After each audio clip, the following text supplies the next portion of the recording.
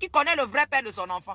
Qu'est-ce qu'on va retenir de l'année 2024? Premièrement, ne jamais faire confiance à une femme. Je suis une femme, hein, mais quand c'est chien, il faut dire chien. Il ne faut jamais faire confiance à une femme et à un homme aussi. Parce que oui, c'est vrai que 2 jours là, vous êtes un peu les victimes, mais vous n'êtes pas si ange que ça. Et il faut faire le test d'ADN. Je vous conseille de faire le test d'ADN. Faites le test d'ADN à vos enfants. Répétez après moi, je fais le test d'ADN à mon enfant. La troisième chose, ne jamais envier. Vous, quand vous nous voyez sur Internet, là, ça chauffe dans nous.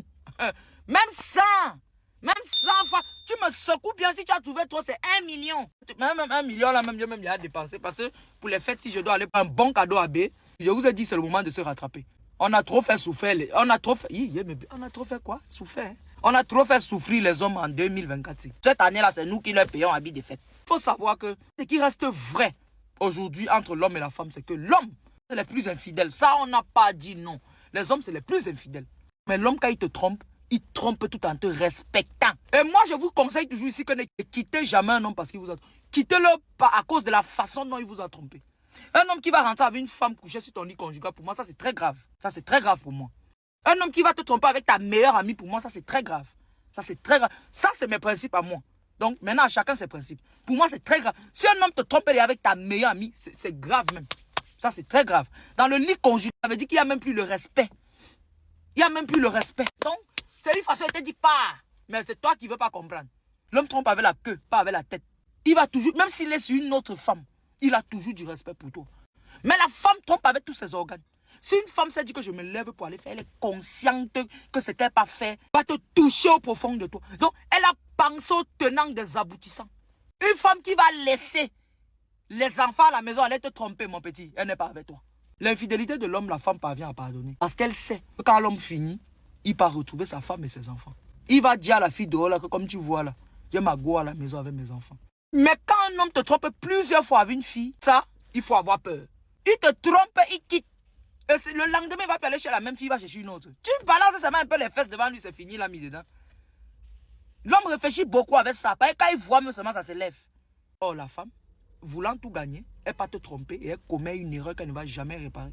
La femme, quand elle te trompe, il y a le risque de grossesse. Même si elle ne pas te tromper avec un homme dehors et que ça entre, je ne veux pas enlever. Peut-être c'est mon dernier enfant. Quand elle sait que c'est dedans, qu'elle ne sait pas quoi faire, je mougou maintenant avec toi. Quand elle mougou avec toi là, ça mélange une fois ta tête.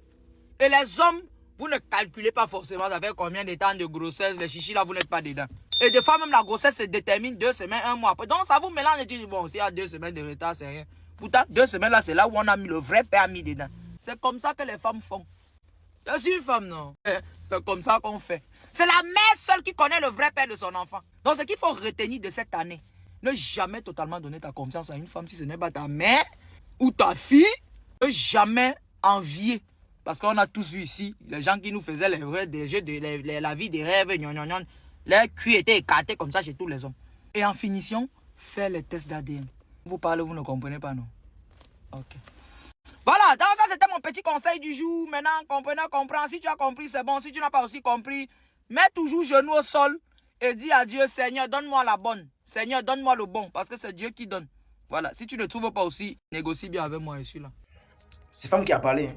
C'est femme qui a parlé. C'est qu'il y a des femmes qui vont s'énerver, mais c'est la vérité. Aujourd'hui, là, il y a beaucoup d'hommes, beaucoup de gars qui sont en train de nourrir, d'entretenir, de loger enfants d'autrui. Parce qu'ils ne savent pas. Allez, enfants là, qui sont faits pour eux, ils pensent que c'est pour eux, mais c'est pas pour eux. Seule la femme connaît le vrai père de son enfant. Aujourd'hui, ce n'est pas seulement les femmes qu'on voit au bord des rues, de la route, là, qui sont des poclés. Même les femmes mariées sont des tisas, des poclés.